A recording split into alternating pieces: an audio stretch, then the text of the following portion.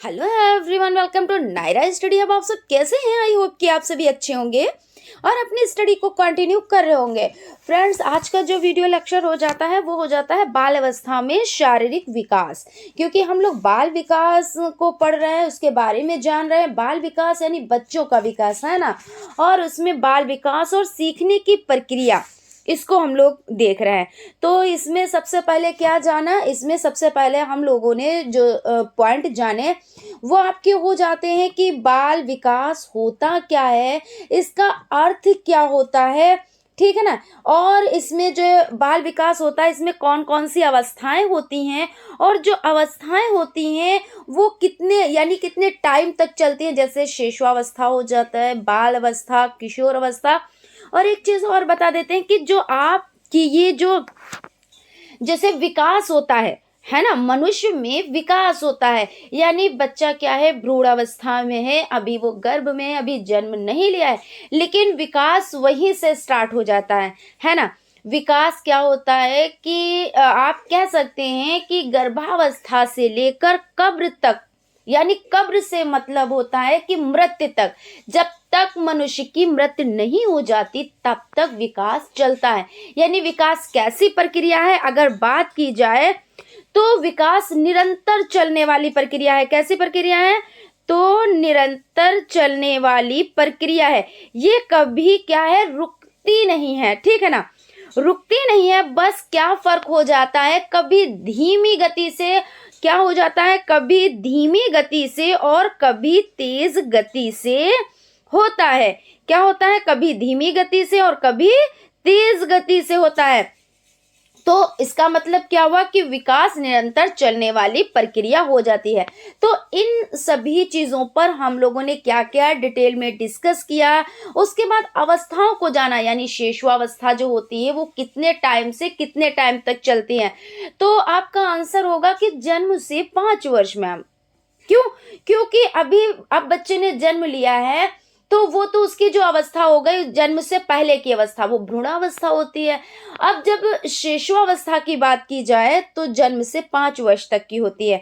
उसके बाद बच्चा आया बाल अवस्था में, और ऐसा भी नहीं है कि एक अवस्था के आने पर पहले मतलब एक अवस्था चल रही होती है और उसके बाद थोड़ा रुक जाती है, फिर दूसरी अवस्था आती है, ऐसा नहीं है। सिम्टम्स दिखाई देने लगते हैं जैसे आपकी शिशुअवस्था है, ठीक है ना। तो बच्चा क्या है, जन्म से 5 वर्ष तक की अवस्था को शिशुअवस्था कहते हैं। कितनी अवस्था को? तो जन्म से 5 वर्ष तक की, ठीक है ना। तो इसमें क्या है कि ऐसा नहीं है कि ये जन्म से 5 वर्ष तक का हुआ है पीरियड और उसके बाद थोड़ा सा क्या हुआ, थोड़ा सा ठहर गया, और ठहरने के बाद क्या हुआ, जब बाल अवस्था आई तो कुछ टाइम के बाद। मगर ऐसा नहीं है। ऐसा क्यों नहीं है? क्योंकि ये निरंतर चलती रहती है। तो आपका जो ये बाल अवस्था आने वाली होती है तो सिम्टम्स आपके दिख जाते हैं। उसके बाद जब बाल अवस्था चलती है तो यानी 6 से 12 वर्ष तक। कब तक चलती है? तो 6 से 12 वर्ष तक चलती है। अब क्या है, अब ये अवस्था क्या एकदम से अचानक से आ जाती है? हाँ, लेकिन कैसे? 11 वर्ष में इसके सिम्टम्स दिखने लगते हैं, ठीक है ना। जैसे जो बाल अवस्था चल रही उसके बाद वाली जो अवस्था आने वाली है, यानी किशोर अवस्था आने वाली, उसके सिम्टम्स दिखने लगते हैं। जैसे 11 वर्ष में क्या होता है, नसों में जो है वो तीव्र ज्वर होने लगता है और उसमें भूचाल आने की आशंका है, यानी कि कुछ कुछ सिम्टम्स दिखने लगते हैं। लेकिन जब बच्चा 12 वर्ष में आता है तो अचानक से परिवर्तन होने स्टार्ट हो जाते हैं। यानी ये कौन सी अवस्था हो गई? ये शिशुअवस्था यानी ये किशोर अवस्था हो गई। शिशुअवस्था तो आपकी फर्स्ट अवस्था, बाल अवस्था सेकेंड अवस्था, और आपकी किशोर अवस्था थर्ड अवस्था। और ये चीज बार बार बताते हैं, आप लोगों के लिए बहुत ज्यादा इंपॉर्टेंट हो जाती, जो ये पीरियड्स हैं, यानी कि टाइम कि कब से कब तक की अवस्था, ये आप लोगों के लिए ज्यादा इंपॉर्टेंट हो जाता है। उसके बाद आपकी जो किशोर अवस्था है, हालांकि बाल अवस्था और शिशु अवस्था सभी इंपॉर्टेंट है, लेकिन कुछ चीजें होती हैं जो निश्चित ही एग्जाम में आ ही जाती हैं, किसी ना किसी तरह से घुमा फिरा के पूछ ही ली जाती हैं, ठीक है ना। तो इसमें आपका एक हो जाता है कि किशोर अवस्था कैसी अवस्था है, तो आप बताएंगे तनाव, तूफान और संघर्ष की अवस्था है। अब ये जो परिभाषा दी है वो किसने दी है? अब आपका आंसर होगा स्टैनले हॉल ने दी है। जहां पे तनाव, तूफान, संघर्ष की अवस्था आ जाए, वो स्टेनले हॉल पर आप टिक करेंगे। ठीक है ना बच्चा जी, यहाँ तक आप लोगों का कंप्लीट हो गया। अब हम लोग आगे बढ़ते हैं। तो आगे जब हम लोगों ने देखा कि इसकी जो अवस्थाएं हैं उनमें क्या क्या परिवर्तन होते हैं, यानी शेष अवस्था में जो विकास होता है वो कैसे होता है, क्योंकि देखिए इसके बारे में हम कई दिनों से इस पर हम लोग डिटेल में डिस्कस कर रहे हैं, क्योंकि आप लोगों के लिए बहुत ज़्यादा इंपॉर्टेंट हो जाता है। आपके यूपी डीएलएड फर्स्ट सेमेस्टर के लिए तो इंपॉर्टेंट हो जाता है, उसके बाद आपका सीटेट के लिए इंपॉर्टेंट हो जाता है, उसके बाद आपका यूपी टेट के लिए, प्लस आपका सुपर टेट, मतलब इससे रिलेटेड क्वेश्चंस आप के आएंगे ही आएंगे।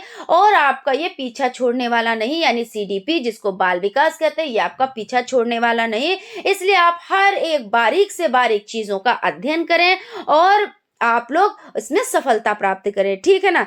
तो हम यहाँ पे थे कि इसमें जो विकास होता है, यानी कि क्या होता है, जो बाल अवस्था में किस तरह से विकास होता है, तो बाल अवस्था में थोड़ा धीमा हो जाता है। कैसे? तो बाल अवस्था में जो विकास होता है वो कैसा होता है, धीमा पड़ जाता है। किसकी अपेक्षा? किसकी अपेक्षा? तो शिशुअवस्था की अपेक्षा। शिशुअवस्था में क्या होता है, बताएं बच्चा जी, शिशुअवस्था में क्या होता है? तो शिशुअवस्था में ये होता है कि जो विकास होता है वो तीव्र गति से होता है।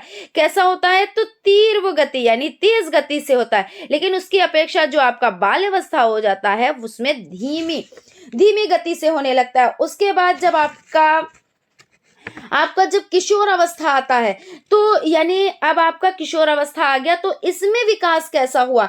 इसमें भी देखिए तेज गति से होता है, लेकिन शारीरिक विकास जो है वो बहुत तेजी से होता है। ठीक है। अब इसमें हम लोगों ने ये चीजें समझ ली, और भी बहुत चीजें हैं जो आप लोग प्लेलिस्ट में जाकर वीडियोस देख सकते हैं और चीजों को समझ सकते हैं। तो आज हम लोग क्या देखेंगे? आज हम लोग बाल अवस्था में शारीरिक विकास, इस पर हम लोग डिस्कस कर लेते हैं। उससे पहले हम लोगों ने शिशुअवस्था पर डिस्कस किया। अगर आप हमारे चैनल पर नए हैं और चैनल पर पहली बार आप, यानी हमारा ये जो पहला लेक्चर है आप देख रहे हैं, तो आप लोग चैनल को सब्सक्राइब कर लें, क्योंकि सब्सक्राइब करने से क्या होता है, आप लोगों के पास नोटिफिकेशन पहुंच जाती है, और जब नोटिफिकेशन पहुंच जाती है तो आप लोग चीज़ों को, यानी कि जो आप लोग क्लास है उसको देख पाते हैं और चीज़ों को अच्छे से समझ पाते हैं। ठीक है ना। तो इसमें आपका हो जाता है बाल अवस्था में शारीरिक विकास निम्न प्रकार होता है। अब किस प्रकार होता है? जैसे भार की अगर बात की जाए, ठीक है ना, बाल अवस्था में किसकी बात की जाए, तो भार की बात की जाए, तो भार में क्या क्या होता है?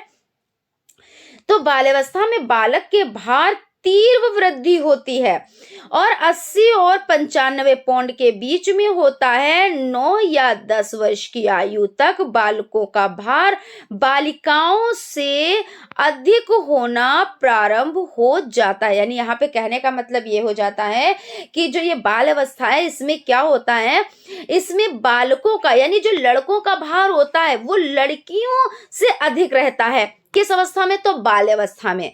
अब उसके बाद सिर और मस्तिष्क का हम देख लेते हैं, लेकिन भार के बारे में थोड़ा सा और जान लेते हैं कि आपने देखा होगा जब किशोर अवस्था में लड़की आती है तो क्या करते हैं, उसका वजन ज्यादा होने लगता है लड़के की अपेक्षा। लेकिन जब बाल अवस्था होती है तो क्या होता है कि लड़के का वजन ज्यादा होता है, यानी बॉयज का वजन ज्यादा होता है और गर्ल्स की अपेक्षा, है ना। ये चीज तो आपके आसपास में, आपके घर ही में इस एज के बच्चे होंगे तो आप उसमें देखें। और जब आप देखेंगे ना, जैसे कि कहते हैं नहीं, कोई चीज प्रैक्टिकली हो और कोई चीज इस तरह से हो, तो जो प्रैक्टिकल हो रहा होता है उससे चीजें ज्यादा समझ में आती है। तो जब भी आप बाल अवस्था पढ़ें, यानी बाल विकास पढ़े, इसमें शिशु अवस्था, बाल्य अवस्था, किशोर अवस्था, तो इस एज के जो बच्चे हैं उनको ध्यान से वो क्या प्रक्रियाएं करते हैं, क्या एक्टिविटी करते हैं, किस तरह से उनमें क्या क्या वृद्धि हो रही है, क्या क्या बढ़ोतरी हो रही है, कैसे विकास हो रहा है, आप मतलब उनको देखें और चीजों को समझें, तो चीजें क्या होंगी, ज्यादा समझ में आएंगी। ठीक है ना। अब यहाँ पे देख लेते हैं सिर व मस्तिष्क। बाल अवस्था में क्रमशः परिवर्तन होता रहता है। 9 वर्ष की आयु में बालक के मस्तिष्क का भार उसके कुल शरीर का भार यानी 90% होता है। कितना होता है? तो 90% होता है बच्चों जी, 90% याद रखिएगा। उसके बाद आपका हड्डियां हो जाती हैं। हड्डियों की बात कर लेते हैं तो बाल अवस्था में हड्डियों की संख्या और आस्थीकरण अर्थात दृढ़ता में वृद्धि होती है। इस अवस्था में हड्डियों की संख्या 270 से बढ़कर 350 हो जाती है। अब देखिए, अब आप चीजों को यहाँ पे समझ लीजिए, क्योंकि जब शिशुआवस्था पढ़ा ना तो उसमें क्या था, शिशुआवस्था में जो हड्डियां थी वो 270 थी और हड्डी कैसी थी? कोमल थी, नाजुक, है ना। और अब जब बाल अवस्था आई है तो हड्डियों की संख्या बढ़कर कितनी हो गई? तो हड्डियों की संख्या बढ़कर 350 हो गई। अब आप कहेंगे कि मैम आपने हमें शिशुआवस्था में पढ़ाया तो 270 हड्डियों की संख्या बताई और आप बाल अवस्था में आए तो 350 हड्डियों की संख्या बताई, लेकिन हमने पढ़ा है कि हड्डियों की संख्या 206 होती है। तो मैम हम 206 पर क्यों ना टिक करें अगर इस तरह का क्वेश्चन आ जाए? बिल्कुल सही है, आपका क्वेश्चन ही सही है, लेकिन कैसे सही है इस पर भी हम बात करते हैं। अगर आपका क्वेश्चन आता है कि एक वयस्क व्यक्ति में हड्डियों की संख्या कितनी है, किसमें बच्चा जी? तो एक वयस्क व्यक्ति की हम बात कर रहे हैं, तो इसमें क्या है, हड्डियों की संख्या 206 होती है और आप इसी पर टिक करेंगे। लेकिन ये चीजें आप स्टार्टिंग से पढ़ते चले आ रहे हैं कि 206 क्योंकि अभी आपने बाल विकास के बारे में नहीं पढ़ा। कुछ लोगों ने तो नाम ही पहली बार सुना होगा कि बाल विकास भी होता है क्या, सीडीपी भी हमको पढ़ना रहता है क्या। इस तरह के तो आपके होते हैं हाई स्कूल में, 8 में, मतलब इससे रिलेटेड चीजें होती हैं, लेकिन आपको अलग से नहीं पढ़ना पड़ता है। आपको एक ही यानी बुक में आपको बता दिया जाता है कि ये अवस्थाएं होती है इस तरह, लेकिन आपको ये नहीं, इतनी बारीकी से आपने अध्ययन नहीं किया होगा, ठीक है ना। तो इसमें क्या होता है कि जब हड्डियों की बात आती है यानी हड्डियों की संख्या की बात आती है तो आप 206 पर ही टिक करते हैं, और जो आपका सही भी है, गलत तो बिल्कुल भी नहीं है। लेकिन यहाँ पे हम लोग सीडीपी पढ़ रहे हैं और उसमें बच्चों के बारे में जान रहे हैं।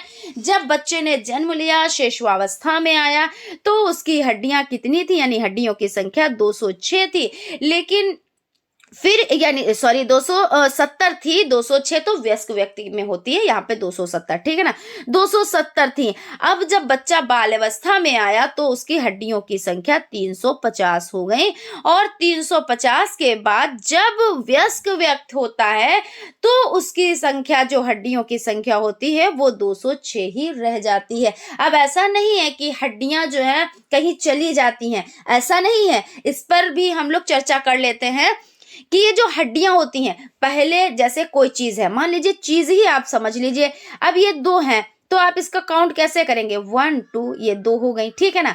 फिर इसमें क्या हुआ, ये आपस में जुड़ गई, और जब जुड़ गई, भले ये लंबी हो गई रेखा, लेकिन अब आप इसको क्या करेंगे? काउंट, एक ही तो काउंट करेंगे। तो इस तरह से चीजें हुई, पहले ये संख्या बढ़ी और फिर ये संख्या घटी, क्योंकि ये हड्डियों की जो संख्या है ये फिर क्या हुई, ये जुड़ी, और जब जुड़ी तो ये हड्डियों की संख्या 206 रह गई। चलिए, डिटेल में डिस्कस हो गया, अब हम लोग आगे बढ़ते हैं। उसके बाद दांतों की संख्या की बात कर लेते हैं। दांत कैसे होते, किस तरह से? तो 6 वर्ष की आयु के बच्चों के दांत गिरने शुरू हो जाते हैं। कब बच्चों के दांत गिरने शुरू हो जाते हैं? तो 6 वर्ष की आयु के बच्चे, आपने देखा होगा इस एज में बच्चों के दांत ज्यादातर आगे के दांत तो गिरने ही स्टार्ट हो जाते हैं, है ना।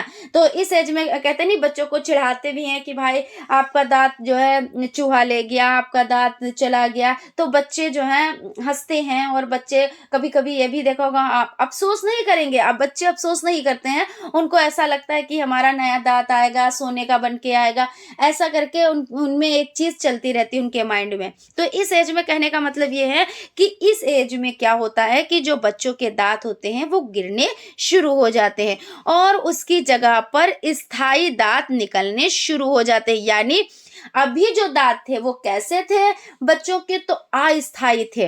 अभी कैसे थे, तो अस्थायी थे, और अब जो दांत निकलेंगे वो स्थायी निकलेंगे।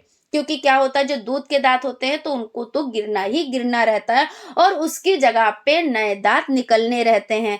ठीक है ना। तो ये आपके जो जो चीज रुकती नहीं है, जो चीज हम टिकी नहीं रहती है वो क्या होती है, अस्थायी, और जो चीज टिकी रहती है वो क्या होती है, स्थायी। तो इस तरह से स्थायी दांत निकलने शुरू हो जाते हैं।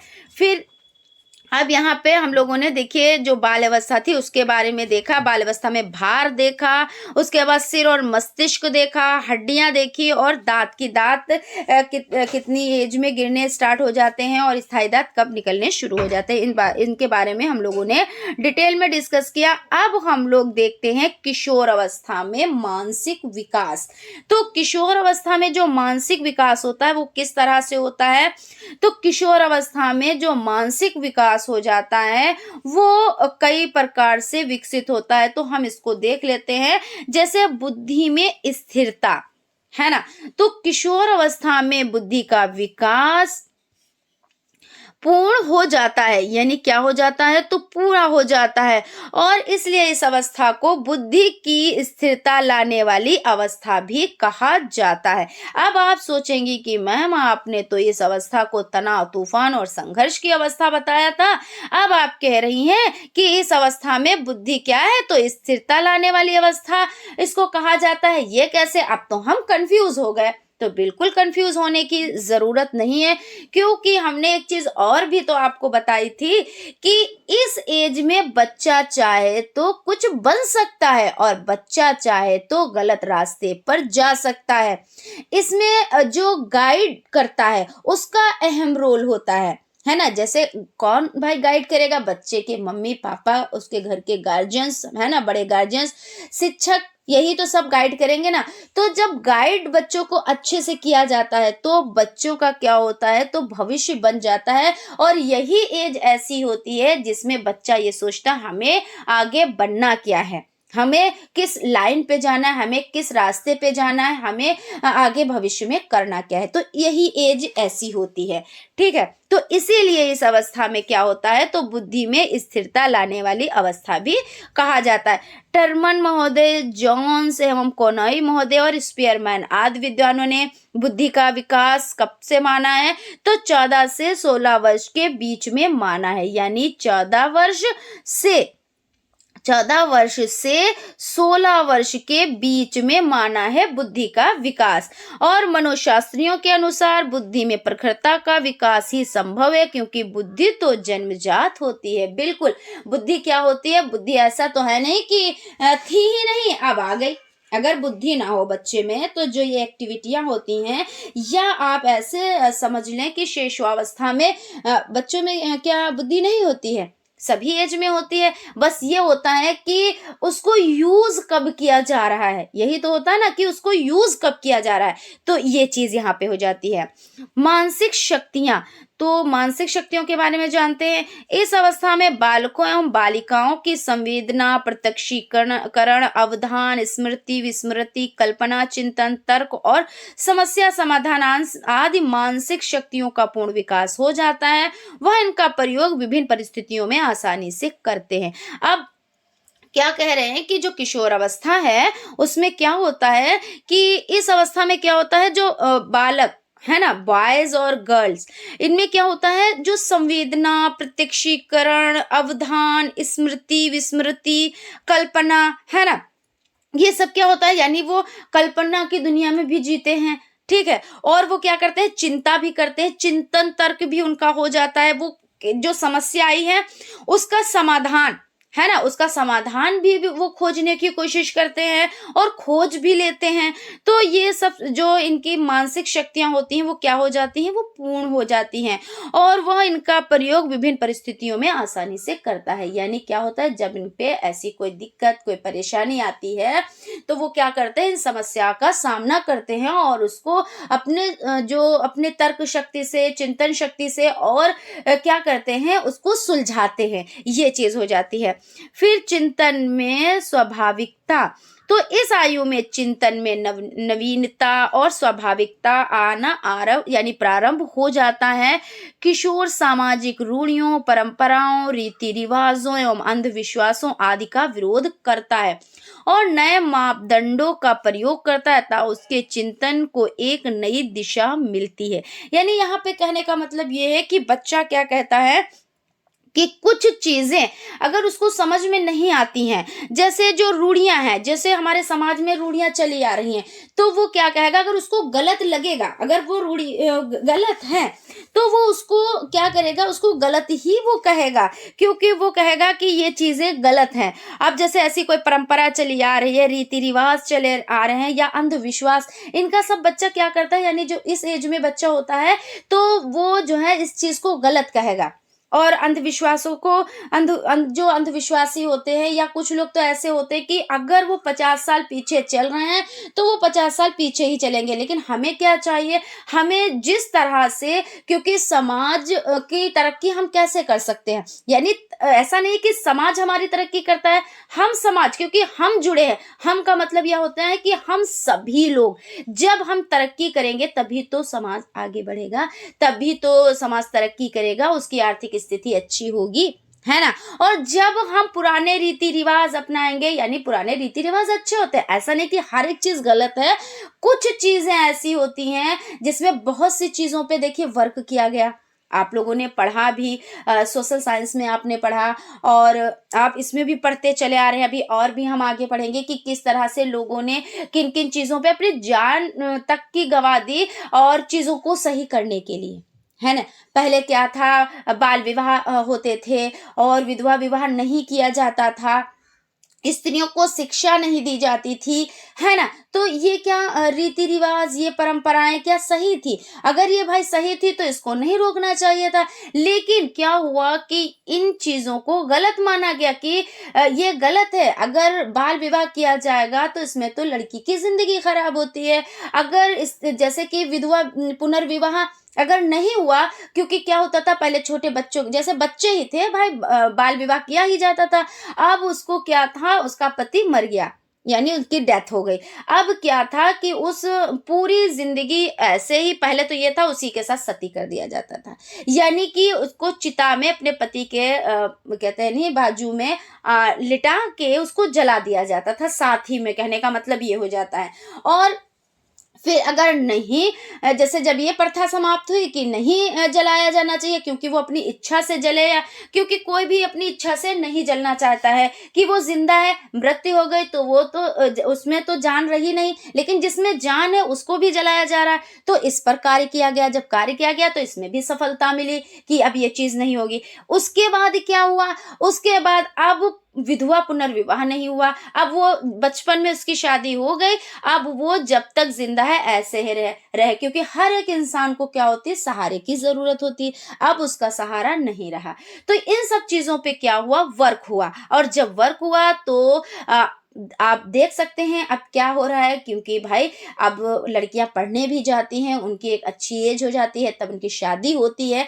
तो ये सब चीजें हैं, और ऐसा भी नहीं कि उनके पति की डेथ हो गई तो उनको साथ में जलाया गया। ये कहने का मतलब है कि इन जो ये रीति रिवाज, परंपरा, अंधविश्वास, ये जो इनको खत्म किया गया। और खत्म कैसे, क्योंकि इस एज में क्या होता है, हालांकि हम लोग किशोर अवस्था पढ़ रहे थे, बात यहाँ पे आई तो हमने डिटेल में डिस्कस कर लिया।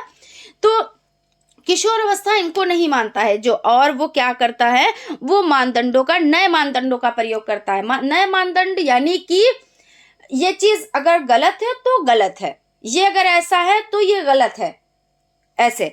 तो उसके क्या होता है, उसके चिंतन को एक नई दिशा मिलती है। अब यहाँ पे कल्पना शक्ति में तीव्रता देख लेते हैं। किशोर अवस्था में कल्पना शक्ति का बाहुल्य रहता है। किशोर अपनी इच्छा की पूर्ति के लिए दिव्य स्वप्न देखते हैं। उनकी इस कल्पना शक्ति को सही मार्गदर्शन देकर कला, संगीत, खेल, साहित्य एवं अन्य रचनात्मक कार्यों में मौलिकता का प्रदर्शन किया जाता है। अध्ययनों से स्पष्ट होता है कि कल्पना शक्ति की अधिकता बालिकाओं में अधिक होती है अपेक्षाकृत बालकों के। तो यानी कि यहाँ पे कहने का मतलब ये है कि इस एज में क्या होता है कि जो लड़के हों या लड़कियां यानी बॉयज़ या गर्ल्स, तो वो कल्पना शक्ति में रहते हैं। उनको ये है कि हमको ये बनना है, ये बनना है, और किसी ना किसी को वो अपना आइडियल मान लेते हैं। और जब आइडियल मान लेते हैं तो आपने देखा होगा इस एज में कोई किसी जो फ़िल्म स्टार है उनके जैसे बनने की कोशिश करते हैं, उनके जैसे थोड़ा बहुत जो है उनके हिसाब से, जैसे कि कहते नहीं हेयर स्टाइल है तो हेयर स्टाइल वैसा करेंगे उनके जैसे। हालाँकि लिबास तो नहीं ख़ैर उनके जैसे पहन सकते आम लोग, है ना? क्योंकि थोड़ा अलग हो जाता है अब का, वरना पहले तो बहुत ख़ैर अच्छे ड्रेसेस पहने जाते थे तो उनकी भी बराबरी हो सकती थी, लेकिन अब तो नहीं हो पाएगी ख़ैर। लेकिन यहाँ पे ये हो जाता है कि किसी ना किसी को आइडियल मानते ज़रूर, है ना? किसी कोई क्रिकेटर है उनको आइडियल मान लिया, किसी को कोई उनके टीचर हैं उनको आइडियल मान लिया, है ना? तो इस तरह से हो जाता है, उनके जैसे चलना, उनके जैसे बोलना, उनके जैसे हर एक वर्क करना, तो इस तरह से। और इसी एज में क्या होता है, जब सही मार्गदर्शन हो जाता है ना, तो जब सही मार्गदर्शन होता है तो बच्चा क्या करता है, इसी एज में कुछ ना कुछ बनता ज़रूर है। यानी कि कहते नहीं, जब नींव अच्छी होती है तभी तो ऊपर इमारत खड़ी होती है ना। तो नींव देखिए पड़ती है और फिर इमारत खड़ी होती है, ये चीज़ हो जाती है। अब रुचि में विविधता, तो किशोर अवस्था में रुचियों का विकास तीव्रता से होता है। स्त्री और पुरुष अपनी अपनी रुचियों का चुनाव भिन्न भिन्न तरीके से करते हैं। बालिकाओं में स्त्रियोचित रुचियों का विकास होता है और बालकों में पुरुषोचित रुचियों का। अतः रुचि विविधता होना स्वाभाविक है। यानी इस एज में क्या होता है कि जो लड़की होती है वो समझ जाती है कि हम स्त्री हैं, स्त्री जैसे मतलब उनके जैसे, जैसे घर में मम्मी हैं और भी हैं, जैसे बड़ी बहन है या उनकी फूफी हैं यानी कि बुआ जी हैं या चाची जी हैं, तो उनके जैसे वो उसको लगता है कि हमें वैसे ही बनना चाहिए, हम क्योंकि वैसे ही हैं, है ना? और जो बॉयज़ होते हैं तो वो पुरुषों को देख कर कि हम पुरुष जैसे हैं, तो उस तरह से ये चीज़ हो जाती है, ठीक है? और ये चीज़ स्वाभाविक भी है। तो आज हम लोगों ने क्या डिस्कस किया? आज हम लोगों ने जो डिस्कस किया वो हो जाता है बाल अवस्था में शारीरिक विकास, और उसके बाद हम लोगों ने देखा किशोर अवस्था में मानसिक विकास। ये चीज़ों को हम लोगों ने डिटेल में डिस्कस किया। आई होप आप लोगों को सेशन अच्छा लगा होगा, और कहीं पे कोई दिक्कत, कोई परेशानी हो अगर, तो आप लोग कमेंट कर सकते हैं, हम उसका रिप्लाई आप लोगों को ज़रूर देंगे। और फ्रेंड्स कहना चाहेंगे कि अगर आप हमारे चैनल पर नए हैं तो चैनल को सब्सक्राइब ज़रूर कर लें और बेल आइकन को भी ज़रूर प्रेस कर दें, जिससे आने वाली वीडियोस आप तक पहुंच सके। तो फ्रेंड्स मिलते हैं नेक्स्ट क्लास में, तब तक आप लोग अपना ख्याल रखें और स्टडी को कंटिन्यू करें। Thank you.